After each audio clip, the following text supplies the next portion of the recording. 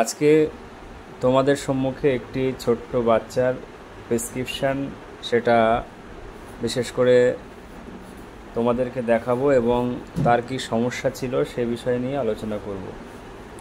Prescription বলতে এই প্রেসক্রিপশানটা মোটামুটি হচ্ছে ওর করা হয়েছিল।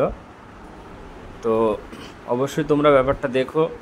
বাচ্চাটা তো ছোটোবেলা থেকেই ওর বিশেষ করে শ্বাসকষ্টের সমস্যা এবং ওর ইনহেলারও টানতে হতো। বর্তমানে ও প্রথমে আমার কাছে এসেছিল 5/5/2025, অর্থাৎ আজকে হচ্ছে 13 তারিখ। এই মোটামুটি 6-7 দিনের একটা ব্যাপার। তার মধ্যেই ওর আর ইনহেলারটা মুখে যেটা টানতো সেটা আর টানতে হচ্ছে না। তো বাচ্চাটার প্রচুর সর্দি বুকেও জমেছিল, সেটা কমে গেছে। আর বিশেষ করে ওর যে শ্বাসকষ্টটা হচ্ছিল সেই শ্বাসকষ্টটাও একেবারে বলা যায় নির্মূল হয়ে গেছে। এবং আমি কি ওষুধ দিয়েছিলাম সেটাও বলছি। সেটা হচ্ছে বাসকা মাদার দিয়েছিলাম। আর যেহেতু ওর হলদে সর্দি উঠছিল, মানে হলুদ কালার সর্দি উঠছিল, তার জন্য পাল দিয়েছিলাম। আর এইচএল কোম্পানির খুব ইফেক্টিভ মেডিসিন যেটা বনি কাফ, যেটা ওটা দিয়েছিলাম। আর একটু জ্বর ছিল বলে ফিব্রোলেক্সটা দেওয়া হয়েছিল, ফিব্রোল কমপ্লেক্স যেটা আমাদের মেডিসিন, ঠিক আছে, ওটা আমরা দিয়েছিলাম। মানে তোমার এখন কি অবস্থা? এখন আর শ্বাসকষ্টটা হচ্ছে?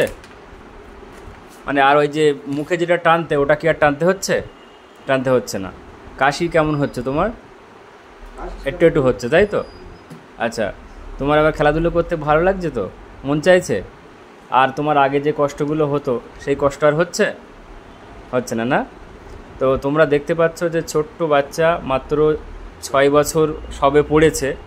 তার মধ্যেই ও ছোট্টবেলা থেকেই ওর মানে অক্সিজেন দেওয়া শুরু করতে হয়েছিল।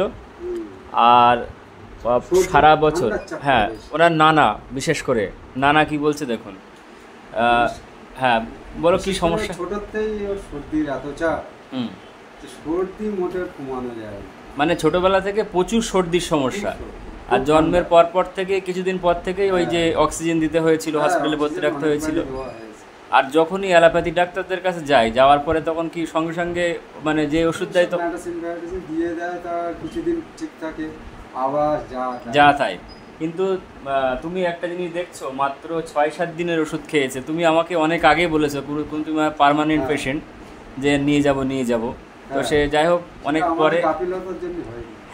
অনেক পরে তোমরা নিয়ে এসছো। বাচ্চাটার যে সমস্যাগুলো ছিল, বেশিরভাগ সমস্যাই বলা যায়, মানে একদম সমস্যা, ও তো যখন প্রথম নিয়ে এসে শুধু হাঁপাচ্ছিল বসে বসে। তো সেই জায়গায় দাঁড়িয়ে বাচ্চাটা নিজেই স্বীকারোক্তি করলো, আর ওর যে নানা সেও স্বীকারোক্তি করলো ওর যে প্রবলেমগুলো হচ্ছিল সেই প্রবলেমগুলো থেকে আজকে হয়েছে। তার মধ্যে আমি কি ইফেক্টিভ মেডিসিন দিয়েছি সেগুলোও আমি তোমাদেরকে বলে দিলাম। বিশেষ করে যারা সাবস্ক্রাইবার, ভিউয়ার্স, আর বিশেষ করে যারা ফলোয়ার্স এবং যারা আমাদের স্টুডেন্টস, যারা বিশেষ করে পাঠরত, তাদের জন্য আজকের এই ভিডিওটি অত্যন্ত হেল্পফুল।